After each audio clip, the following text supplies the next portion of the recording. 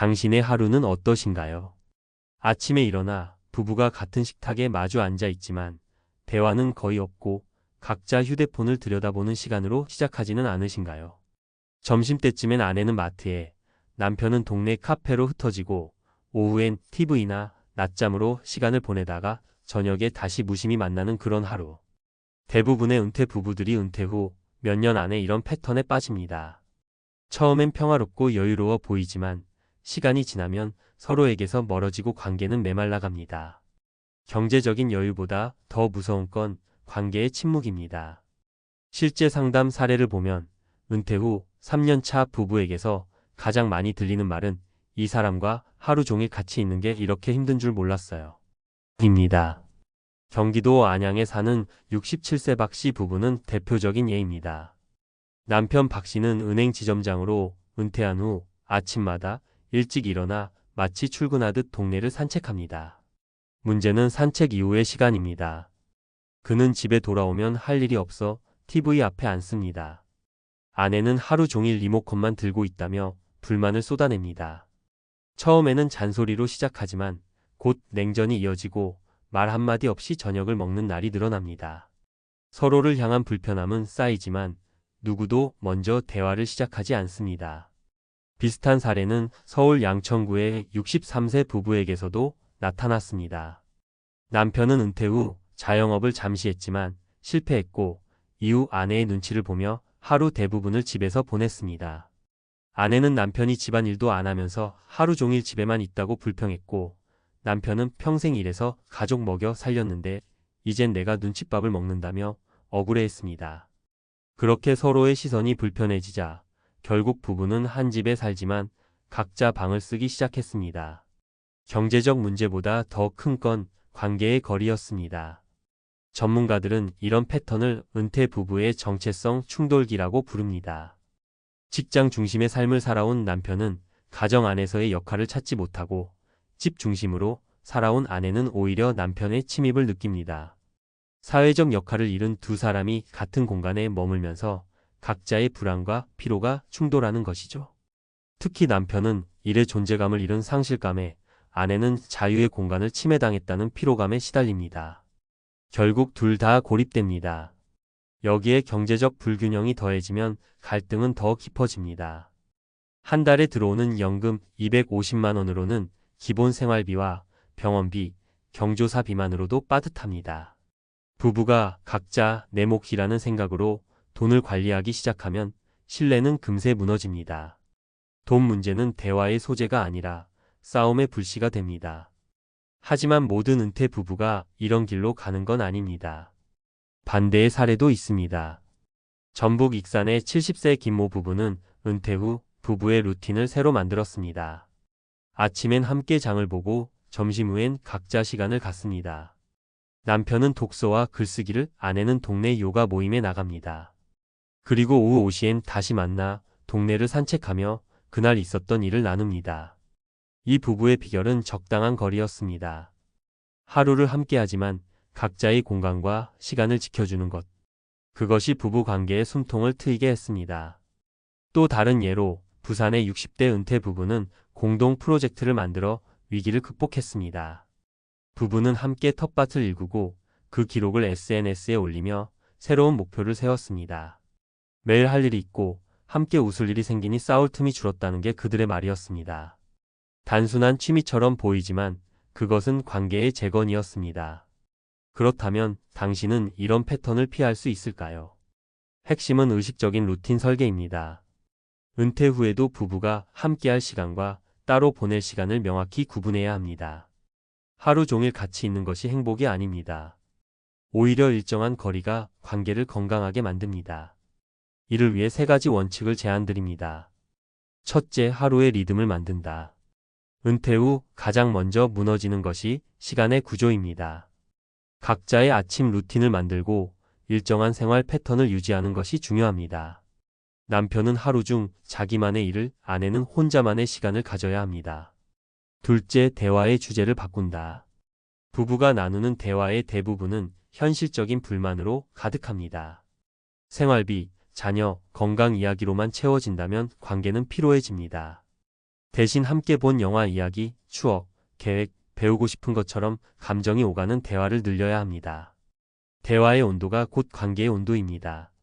셋째, 공동 목표를 세운다. 부부가 함께 참여할 수 있는 활동이 관계를 살립니다. 텃밭 가꾸기, 봉사활동, 동호회 혹은 작은 여행 계획이라도 좋습니다. 함께 무언가를 만들어가는 경험은 함께 살아간다는 감각을 되살립니다. 은퇴 후 부부의 관계는 누구나 처음 겪는 인생의 재조정기입니다.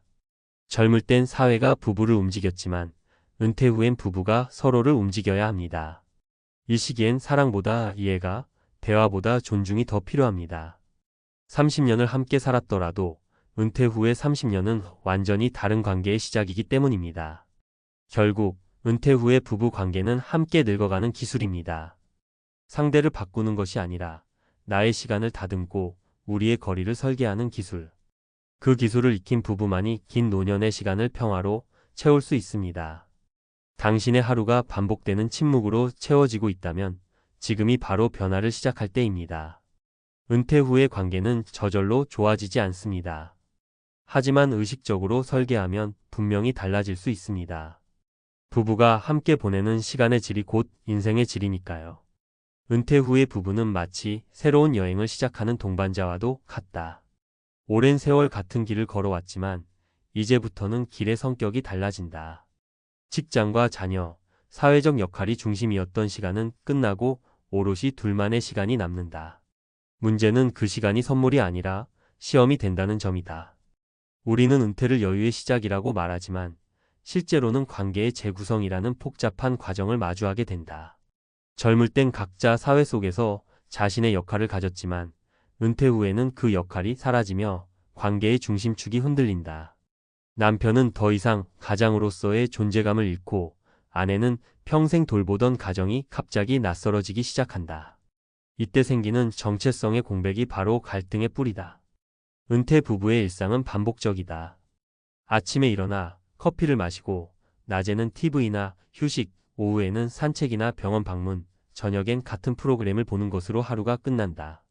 처음에는 편안함으로 느껴지지만 그 반복이 길어질수록 의미 없음이라는 감정이 스며든다. 인간은 누구나 자신의 존재가 유용하다고 느껴야 하는데 은퇴 후엔 그 감각을 잃는다. 아내는 하루 종일 집에 있는 사람으로, 남편은 쓸모없는 사람으로 자신을 규정하기 시작한다. 그렇게 관계의 언어가 줄고 감정의 흐름이 막히면 결국 서로의 존재가 피로해진다. 은퇴 부부의 문제는 단순히 시간이 많아진다는 데 있지 않다. 문제는 그 시간을 함께 쓰는 법을 모르기 때문이다.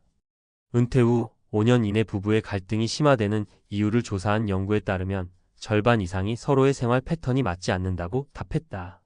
남편은 느긋함을 즐기고 싶지만 아내는 여전히 일상의 규칙을 지키고 싶어 한다. 남편은 휴식의 시간으로, 아내는 정리의 시간으로 은퇴를 받아들이는 것이다. 이 미묘한 차이가 하루하루의 마찰을 만든다. 또한 은퇴 후 역할 재배분의 문제는 매우 현실적이다. 그동안 생계를 책임지던 남편은 가정 내에서 자신의 권위를 잃는다. 대신 아내가 집안의 중심을 잡게 되는데 이때 생기는 주도권 변화는 예상보다 큰 긴장을 만든다. 한 상담 사례에서 60대 남편은 이렇게 말했다. 이제 집에서 내가 할 말이 없어요. 뭐든 아내가 결정하죠. 음식도, 외출도, 심지어 TV 채널까지요.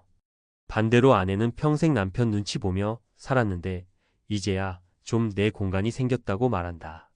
서로가 자유를 찾았다고 느끼지만 그 자유는 서로의 불편함을 대가로 얻은 것이다. 경제적인 현실도 관계를 위축시킨다.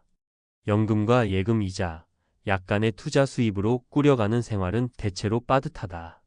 예전처럼 소비할 수 없고 사소한 지출에도 신경이 곤두선다. 이건 꼭 필요한가라는 말이 자주 오가고 그 말은 결국 왜 당신은 내 생각을 이해하지 못하나로 번진다. 돈 문제는 단지 숫자의 문제가 아니라 감정의 문제로 확장된다. 과거의 권위와 책임으로 쌓아온 관계는 이제 협상의 관계로 바뀌고 그 과정에서 자존심은 상처를 입는다. 하지만 모든 부부가 이렇게 무너지는 것은 아니다. 공통적으로 관계를 지켜낸 부부들에게는 하나의 특징이 있다. 바로 거리의 감각을 가진다는 점이다. 이들은 함께 있는 시간을 무조건적인 행복으로 여기지 않는다. 오히려 떨어져 있는 시간의 소중함을 안다. 하루의 일정 속에 각자의 루틴을 세우고 서로의 일정을 존중한다.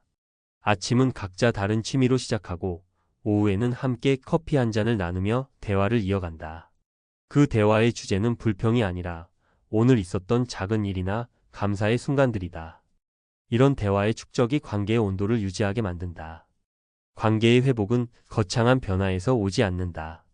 오히려 아주 사소한 습관에서 시작된다.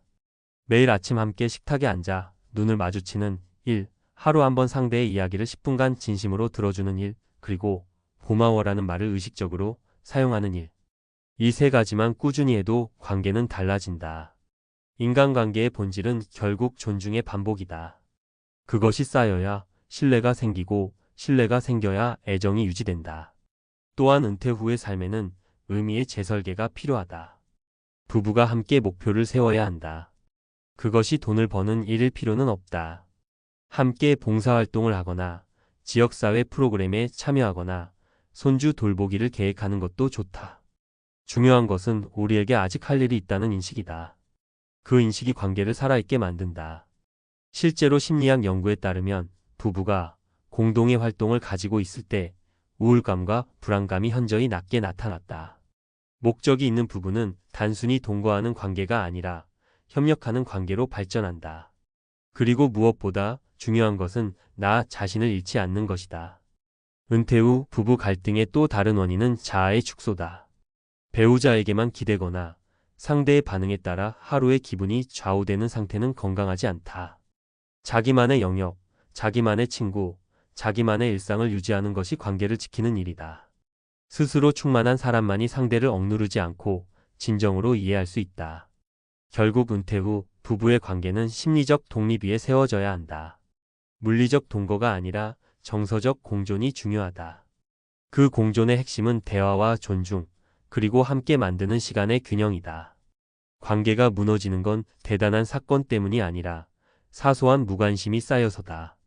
오늘 하루만이라도 그 무관심의 벽을 허물고 당신 오늘 어땠어요? 라고 묻는다면 그것이 새로운 출발의 신호가 될 것이다. 은퇴는 끝이 아니라 관계의 두 번째 시작이다. 지금까지의 시간은 사회가 정한 역할로 살아온 인생이었다면 이제부터의 시간은 서로가 선택한 관계로 살아가는 인생이다. 사랑은 감정이 아니라 태도다. 태도는 훈련될 수 있고 반복될 수 있다. 그래서 은퇴 후의 관계는 감정의 재학습 과정이다. 이제 당신에게 묻고 싶다. 오늘 하루 배우자의 얼굴을 얼마나 바라봤는가? 그 사람의 하루를 진심으로 들어본 적이 언제였는가? 관계는 대화가 끊기는 순간부터 멀어지기 시작한다. 사랑은 말로 유지되지 않지만 말이 없으면 사랑도 사라진다. 은퇴 후의 삶이 고요하다는 이유로 침묵에 익숙해지지 않기를 바란다. 인생의 후반전은 누구와 어떻게 살아가는가의 시간이다. 돈보다 중요한 것은 관계의 온도이며 관계의 온도를 지키는 것은 서로를 향한 작은 노력의 반복이다. 하루의 식탁 위에서, 짧은 산책길에서, 고요한 저녁 시간 속에서 그 온도를 지켜가는 부부만이 진짜 은퇴의 평화를 누릴 수 있다. 결국 은퇴의 성공이란 돈이 아니라 함께 늙어갈 용기를 갖는 것이다.